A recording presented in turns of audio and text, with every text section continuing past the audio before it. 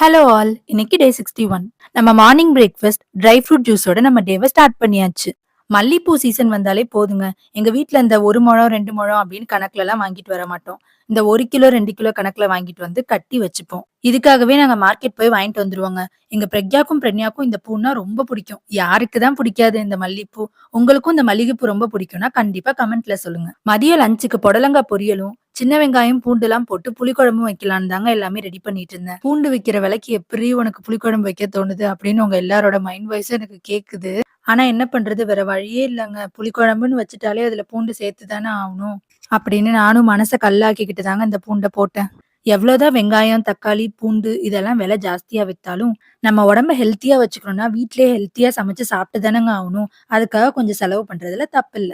புளிக்குழம்பு நல்லா கொதிச்சு வந்ததுக்கு அப்புறம் சுட சுட சாப்பாடு போட்டு சாப்பிட்டோம். மறக்காம சப்ஸ்கிரைப் பண்ணிடுங்க. இன்னொரு வீடியோல பார்க்கலாம். பாய்.